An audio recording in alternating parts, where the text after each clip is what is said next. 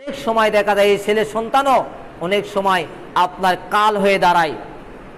উদাহরণ দিলেই বুঝতে পারবেন, আমাদের বাড়ি থেকে আনি ফকিরে বাজার এত দূরে নয়, কিন্তু সেখানে তার নিজের সন্তান, সদ্যর সন্তান, তার পেটের সন্তান, তাকে নিজের হাতে তার বাবাকে কুপিয়ে হত্যা করেছে। এই নজির কি আপনারা শোনেননি? তাকে জবাই করা হয়েছে। তাহলে ছেলে সন্তান যদি আপনার উপকারে হয়, তবে এই ছেলে সন্তান দেখেন তার জন্য ক্ষতিও হয়ে দাঁড়ালো। তাহলে আপনার বুঝের ভিতরে, আপনার ধ্যানের ভিতরে ভুলও থাকতে পারে। আল্লাহ রাব্বুল আলামিন বললেন যে আত্তাবিউ মা উনজিলা ইলাইকা মির রাব্বিক ওয়ালা তাত্তাবিউ মিন দুনিল্লাহি আউলিয়া, তোমরা দুনিয়াতে কোনো আউলিয়া অনুসরণ করবে না, শুধু আল্লাহ তাআলার কোরআন অনুযায়ী যেটুকু বলা হয়েছে, এই নাজ্জালনা আলা আবদি, এই আবদের উপরে যে কিতাব নাজিল করা হয়েছে এটা অনুযায়ী তোমরা কি করবে? আমল করবে। আল্লাহ বললেন কালিলাম মা তাযাক্কারুন। কালিলাম শব্দ ব্যবহার করা হয় অসংখ্য জিনিসের মধ্যে সামান্য জিনিস যেটাকে বোঝানো হয়, খুব অল্প জিনিসকে কলিলাম বোঝানো হয়। এই কলিলাম, অসংখ্য লোক কথা শুনবে, ওয়াজ নসিহত শুনবে, এই উপদেশগুলো অসংখ্য লোকই পড়ায় বুঝবে কিন্তু মেনে নিবে না। কলিলাম মা তাযাক্কারুন, অল্প কিছু লোক এগুলো কথা বুঝতে পারবে এবং শুনবে। হাজার হাজার লোক এই মসজিদে ওয়াজ শুনবে, অথবা মসজিদে আমার মুখের ওয়াজ কথা শুনবে, কোরআন হাদিসের শুনেতে তারা আমল করবে, এমনটি নয়। যদি এমনটি হতো তবে এই মসজিদ আজকে তৈরি হয় নাই, এই মসজিদ বহুদিন আগে তৈরি হয়েছে। তাহলে সেদিন থেকে, এতদিন থেকে এত মানুষের মুখে আপনি ওয়াজ নসিহত শুনতেছেন, মনে হয় না কোনো কথা আপনার শোনা বাকি আছে। সব কথাই কম বেশি শুনেছেন, কিন্তু এরপরেও আপনার আমল করা সৌভাগ্য হচ্ছে না।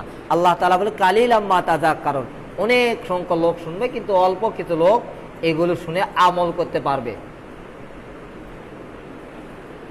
তাহলে আমাকে আপনাকে বুঝতে হবে যে পৃথিবীর জমিনে অনেক কিছু কোরআন হাদিসের বাহিরে অনেক কিছু থাকবে, সেগুলো আমল করা আপনার আমার পক্ষে ঠিক নয়। যেহেতু আমরা আমল করতেছি আখিরাত পাওয়ার জন্য, আমরা অসংখ্য আমল করতে হবে, এটা আমার আপনার কখনোই আল্লাহ তাআলা বলেনি, তার রাসূলও বলেননি। আমল যেটুকু করবেন নিখুঁতভাবে জেনে বুঝে আমল করবেন। একটা কাজ করতে গেলে যেমন আমরা জেনে বুঝে অনেক সুন্দর করে কাজগুলো করার চেষ্টা করি, এরকম করে আমলও সুন্দর করে করার চেষ্টা করতে হবে। আপনি একটা হয়তো ওয়ালের কাজ করতেছেন, অর্থাৎ রাজমিস্ত্রি ওয়ালের কাজ করতেছেন, এই কাজটা আপনাকে দুই জনে গাঁথতে শুরু করেছেন, ইটারে কাজ করতেছেন, কিন্তু একটা ওয়ালের ভিতরে একজন মানুষ মাত্র 100টা ইটা গেঁথেছে সারাদিনে, আরেকজন মানুষ 150টা বা অথবা 300টা ইটা গেঁথেছে সারাটা দিনে। এখন মালিক এসে দেখলেন যে 100টা ইটা যে গেঁথেছে তার ইটা গাঁথা নিখুঁত, অর্থাৎ সেই ইটা গাঁথাটা সুন্দর হয়েছে, ভালো হয়েছে, এই ইটা গাঁথার ভিতরে কোনো খুঁত নেই। এটা ইঞ্জিনিয়ার পেন দ্বারাই হয়েছে, ইঞ্জিনিয়ার যে আছে ওই ইঞ্জিনিয়ারের কথা অনুযায়ী এটা হয়েছে এবং সুন্দর হয়েছে। তখন এই 100টা গাঁথেছে একে ওই ব্যক্তি কি বলবে? ধন্যবাদ দেবে।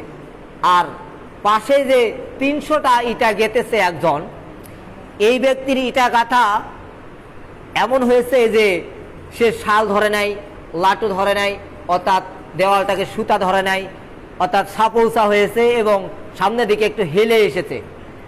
এখন এই 300টা ইটা গেঁথেছে, এই জন্য এই ব্যক্তির ইটা গাঁথা কি সে থ্যাংক ইউ দিবে অথবা তাকে ভালো বলবে না, কখনোই ভালো বলবে না। সে বরঞ্চ বলবে আরে ইটা তুই দরকার পড়ে 50টা গাঁথতিস, কিন্তু যদি দেওয়ালটা সুন্দর হতো তবে মেনে নেওয়া যেত, বরঞ্চ এই ব্যক্তিটাকে গালি দিবে, বকাবকি করবে। কেমন বকাবকি করবে?